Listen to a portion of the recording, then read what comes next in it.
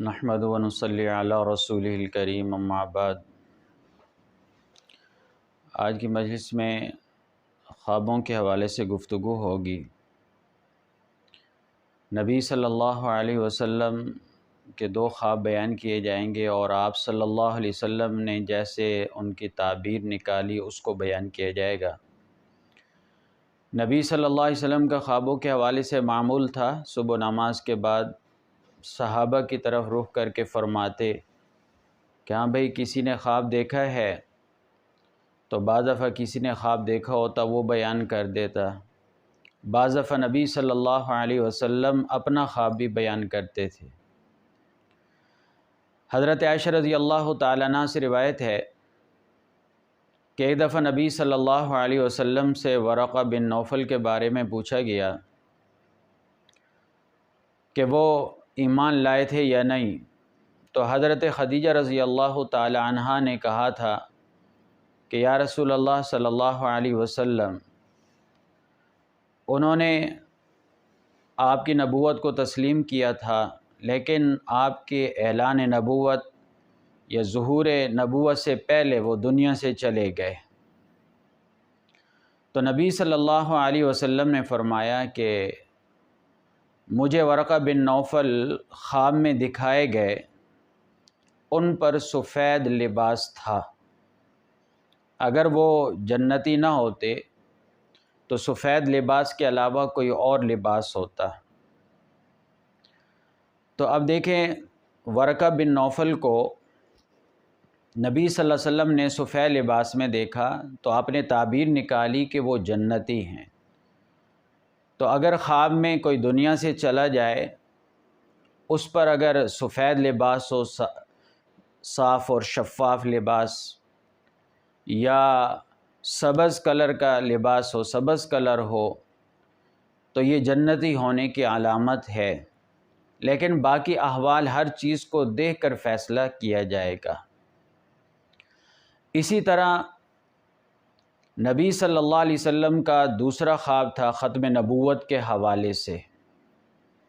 یہ خواب ترمذی جلد ثانی میں بھی موجود ہے اور بخاری شریف میں بھی موجود ہے اور دیگر کتابوں میں بھی موجود ہے۔ نبی صلی اللہ علیہ وسلم فرماتے ہیں کہ میں نے خواب میں دیکھا کہ میرے دونوں ہاتھوں پہ سونے کے کنگن ہیں، تو مجھے بڑی فکر ہوئی اس حوالے سے، تو مجھے خواب میں وحی کی گئی کہ آپ ان پر پھونک ماریں۔ میں نے پھونک ماری تو وہ دونوں اڑ گئے۔ تو میں نے تعبیر نکالی ان کی کہ یہ دو جھوٹے مدعیان نبوت ہیں، ایک یمامہ کا رہنے والا مسلمہ جس کو کہا جاتا ہے، اور دوسرے کا نام اسود عنسی جو یمن کا رہنے والا تھا۔ اب نبی صلی اللہ علیہ وسلم نے یہ خواب دیکھا اور اس کی تعبیر نکالی۔ اب تعبیر کس طرح اس کی نکلتی ہے کہ نبی صلی اللہ علیہ وسلم نے اپنے دونوں ہاتھوں میں سونے کے کنگن دیکھے۔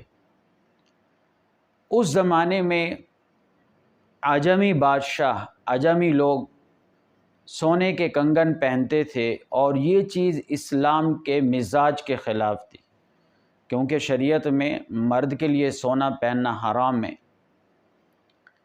تو یہ مزاج کے خلاف تھی۔ تو اس چیز نے آپ صلی اللہ علیہ وسلم کو پریشان کیا۔ پھر یہ ہے کہ دونوں کنگنوں نے آپ کے دونوں ہاتھوں کو گرفت میں لیا، اور انسان جو بھی کام کرتا ہے ہاتھوں سے کرتا ہے، یا بعض دفعہ انسان کی پاور اور طاقت کی مجازی تعبیر ہاتھوں سے کی جاتی ہے کہ کیا میرے ہاتھ نہیں ہیں، میں خود نہیں کر سکتا، یا اللہ نے مجھے ہاتھ دیے ہیں تو میں یہ کام خود بھی کر سکتا ہوں۔ تو مجازی تعبیر ہاتھوں سے کی جاتی ہے طاقت اور پاور کی، تو اس وجہ سے نبی صلی اللہ علیہ وسلم نے گویا کہ نبوت جو ہے، نبی صلی اللہ علیہ وسلم کی نبوت آپ کا نبوت کا کام، گویا اس پر دو کنگنوں نے قبضہ کیا ہوا تھا، روکنا مراد ہے اس سے۔ پھر آپ صلی اللہ علیہ وسلم کو خواب میں کہا گیا کہ پھونک ماریں، آپ نے پھونک ماری تو وہ کنگن اڑ گئے۔ یہ اس طرح کے جو جھوٹے مدعیان نبوت ہیں تو ان کو ختم کرنے کے لیے کوئی زیادہ جد و جہد کی ضرورت نہیں پڑتی، معمولی جد و جہد سے ان کا خاتمہ ہو جاتا ہے۔ تو لہذا چونکہ دو کنگن دیکھے تھے، نبی صلی اللہ علیہ وسلم نے دو بندوں کی تعبیر نکالی جنہوں نے نبوت کا جھوٹا دعویٰ کیا تھا۔ نبی صلی اللہ علیہ وسلم نے جو تعبیر نکالی، ایک مجازی تعبیر تھی اور دوسری حقیقی تعبیر تھی۔ ترمذی شریف کے الفاظ ہیں، نبی صلی اللہ علیہ وسلم نے فرمایا یہ جو دو ہیں میرے بعد یہ ان کا ظہور ہوگا، تو وہ جو آپ صلی اللہ علیہ وسلم نے فرمایا کہ یہ دو میرے بعد آئیں گے، تو اس سے مراد ہے کہ ان کا ظہور اور ان کا فتنہ زیادہ ہوگا، تو یہ مجازی تعبیر ہے۔ اور بخاری شریف کے الفاظ ہیں اللذین انا بینہما، کہ یہ دو جھوٹے ہیں جن کے درمیان میں ہوں۔ تو لہٰذا یہ نبی صلی اللہ علیہ وسلم نے خواب دیکھا دو جھوٹے دجال کذابوں کے بارے میں جنہوں نے ختم نبوت پہ ڈاکہ ڈالا۔ تو جو بھی ختم نبوت کا ڈاکو ہے تو خواب کی تعبیر یا خواب بتلاتے ہیں، اس کے لیے زیادہ جد و جہد کی ضرورت نہیں پڑتی، معمولی جد و جہد سے خاتمہ ہو جاتا ہے۔ تو اسود عنسی ختم ہوا، وہ تو نبی صلی اللہ علیہ وسلم کے دنیا سے جانے سے ایک ماہ پہلے اس کو گویا قتل کر دیا گیا تھا، فیروز دیلمی رضی اللہ تعالیٰ عنہ نے قتل کیا تھا۔ اور مسیلمہ کذاب، اس کو حضرت ابوبکر رضی اللہ تعالیٰ عنہ کے دور خلافت میں ایک جنگ میں قتل کیا گیا، جس میں 1200 مسلمان شہید ہوئے تھے، جن میں سے 700 قاری، عالم، حافظ صحابہ تھے۔ تو لہذا موجودہ دور میں یہ جو قادیانیوں کا فتنہ ہے، یہ بھی ختم نبوت کے ڈاکو ہیں۔ تو یہ ختم اس لیے نہیں ہوئے کہ ان کے خلاف جد و جہد نہیں کی گئی، پاور والی جد و جہد، کیونکہ خواب کی تعبیر تھی کہ جد و جہد اور طاقت، یعنی کچھ طاقت استعمال ہوگی، یہ فتنے ختم ہو جائیں گے۔ اس وقت یہاں بر صغیر پہ انگریزوں کی حکومت تھی، ان کی پشت پناہی حاصل تھی غلام محمد قادیانی کو، جس کی وجہ سے یہ فتنہ آگے بڑھا اور پھیلا اور ناسور کی طرح پھیلتا چلا گیا۔ اس دور میں جو کابل کے حکمران تھے، انہوں نے غلام محمد قادیانی کو کہا تھا این جا بیا، یہاں میں تیرے ساتھ دیکھتا ہوں۔ تو اگر وہاں جاتا تو معمولی طاقت استعمال ہوتی، خاتمہ ہو جاتا۔